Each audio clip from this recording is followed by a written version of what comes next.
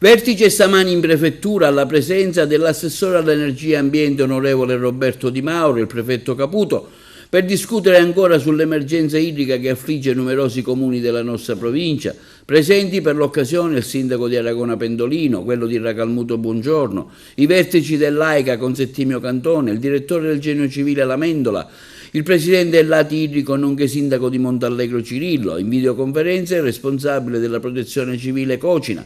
Una riunione a detta dell'assessore Di Mauro che ha riguardato i casi estremi della nostra provincia che hanno ancora difficoltà di distribuzione dell'acqua. Ma una riunione che ha riguardato però i casi estremi, cioè quelle realtà della provincia di Agrigento che hanno difficoltà di distribuzione dell'acqua con turni da 20, 25, anche 30 giorni. Quindi ci è sembrato necessario convocare immediatamente un vertice, fare un'istruttoria di ciò che è la situazione regionale in termini di invasi.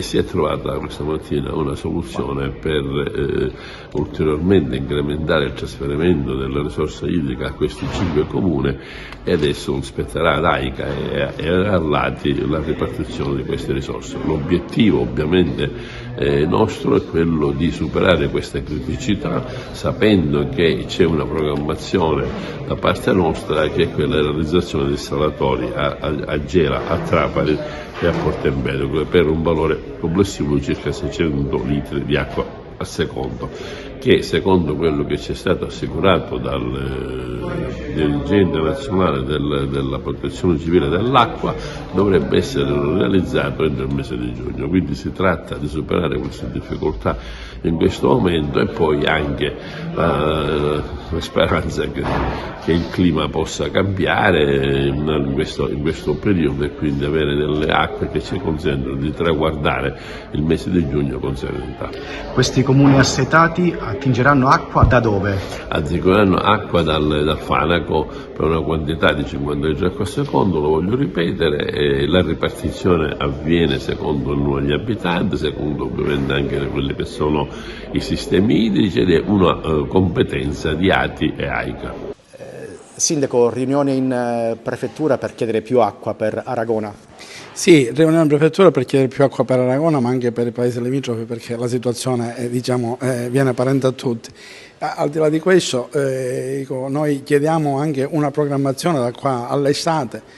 Stamattina grazie a Sua Eccellenza il Prefetto e all'assessore Di Mauro e a tutta la cabina di regia si è arrivati ad avere l'autorizzazione di poter prelevare 50 litri al secondo dall'Attica Fanaco che daranno un po' di ossigeno a questi 5 comuni che hanno turnazioni veramente inaccettabili.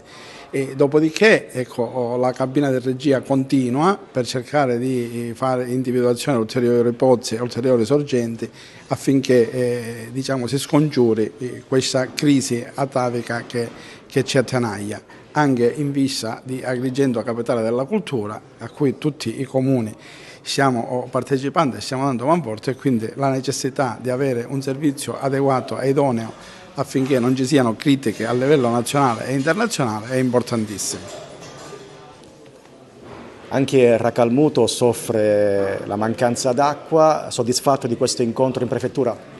Diciamo che abbiamo trovato una soluzione tampone, dobbiamo ringraziare Sua Eccellenza il Prefetto, l'assessore Di Mauro, ma anche la cabina di regia che è stata molto disponibile e si è trovato almeno per un momento temporaneo una maggiore dotazione idrica che andrà a favore dei comuni che soffrono turnazioni più lontane, tra cui anche Racalmuto. Abbiamo più volte sollecitato il problema, adesso finalmente operativamente avremmo una risposta seppur temporanea per avere una maggiore dotazione idrica.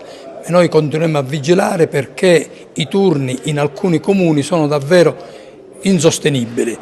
Andremo ancora avanti, cercheremo altre soluzioni. Sul Racalmuto abbiamo anche dei lavori in corso per addurre l'acqua di alcuni pozzi che sono stati individuati e i lavori sono già stati finanziati, quindi noi siamo ottimisti di qui a qualche settimana di avere maggiore dotazione idrica e alleviare le difficoltà della popolazione.